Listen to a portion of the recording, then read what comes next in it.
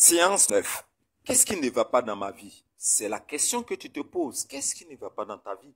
Tu fais beaucoup d'efforts. Tu te bats dans la société. Tu déploies toutes tes forces à pouvoir réussir quelque chose dans ta vie, mais rien ne se passe. C'est comme si tu te vides de toutes tes énergies sans avoir le résultat du combat ou de la bataille que tu mènes. Il y a un problème. Il est normal de te poser la question de savoir qu'est-ce qui ne va pas dans ta vie, parce qu'il y a quelque chose qui ne va pas dans ta vie. Je vais t'expliquer en 5 minutes pour que tu comprennes. Il y a deux mondes. Il y a le monde physique et il y a le monde spirituel. Le monde spirituel influence et domine sur le monde physique. On vous a fait croire que c'est le monde physique qui domine. Non, non, non. C'est le monde spirituel qui domine sur le monde physique. Le monde des esprits, le monde de l'invisibilité. Ce qu'on ne voit pas. Les entités et les présences qu'on ne voit pas, c'est celles-là qui dominent sur le monde physique. C'est-à-dire que si quelque chose ne va pas dans ta vie, elle provient du monde des invisibles, du monde des esprits et le monde physique. C'est pour ça que tu n'as pas d'explication. Laisse-moi te faire comprendre quelque chose aujourd'hui. Ça ne va pas dans ta vie à cause de plusieurs éléments. Premier, retiens.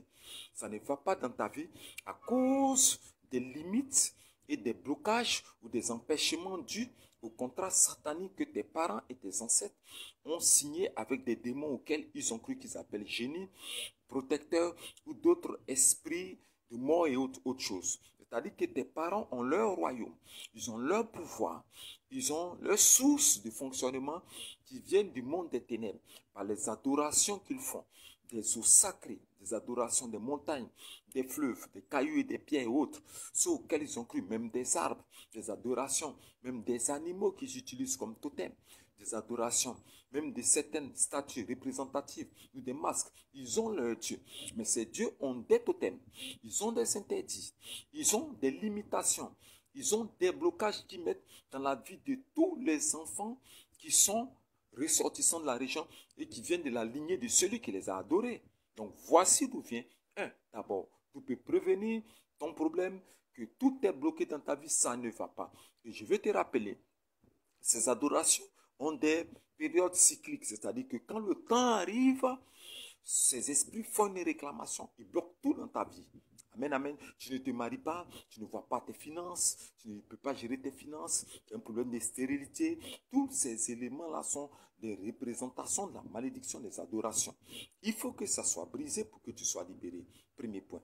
Le deuxième point vient de la sorcellerie classificative.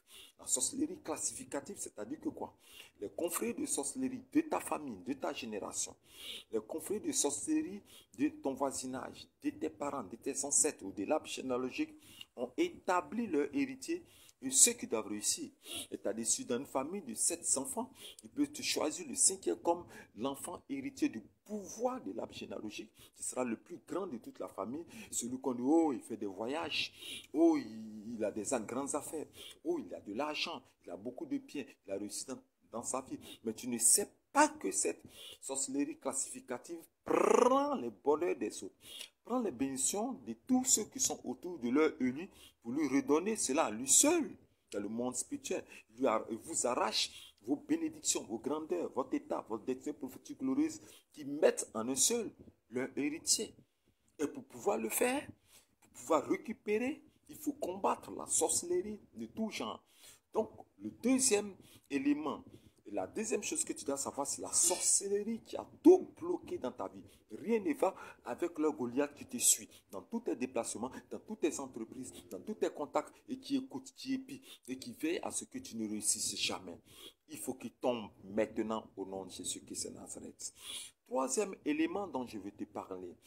Le blocage peut être dû à une puissante et haute malédiction proclamée. Soit la malédiction proclamée, il y a la bouche qui parle, mais il y a aussi le sang qui parle. Comme la Bible dit, que le sang de Jésus crie plus fortement que le sang d'Abel. C'est écrit dans la Bible. Le sang crie, le sang parle. Amen, amen. C'est-à-dire que tu peux être infecté par une puissante malédiction déclarée par quelqu'un dans le secret qui t'empêche de véritablement évoluer. Et quand cette malédiction est déclarée par ton père, ta mère ou de quelqu'un de ton sang, ou quelqu'un qui a droit de malédiction sur toi. Ça peut être déclaré même par un pasteur, par mystique, un serviteur de Dieu, un servant de Dieu, mystique, sorcier, qui déclare ces paroles contre ton ventre, contre tes entrailles, contre ton foyer, contre ton bonheur, parce que tu t'es séparé, ou parce que tu es sorti de l'église, ou parce qu'ils sont fâchés dans le secret. Toute autorité qui est au-dessus de toi, qui est en contact avec toi, qui a quelque chose en commun avec toi, peut déclencher une parole de malédiction. Tu peux tout bloquer. Il faudrait que cette parole de malédiction soit ôtée. Mais pour que cette parole de malédiction soit ôtée, il faut qu'un prophète de mon type, de mon élévation et de ma graduation spirituelle puisse déclarer une parole pour annuler cette malédiction. Voici les 3 premiers éléments que je te présente. Et il y a d'autres éléments aussi dont je peux te parler par la suite. Lorsque tu rejoindras mon école qu'on appelle l'école du combat spirituel riposte, école de formation à la guerre spirituelle, à la récupération, au terrassement des puissances des ténèbres, à toutes les techniques de combat spirituel et de prière à haut niveau. Je t'invite dans cette école, école du combat spirituel. Tu seras formé pour devenir grand dans ta vie. C'est pour cela que je veux que pour toi, de ta part, tu partages cette vidéo. Partagez par milliers dans le monde entier. Ça va aider certaines personnes. Et pour les prières, vous pouvez m'appeler sur mon WhatsApp. Voici le numéro, plus 225 07 08 90 78 30.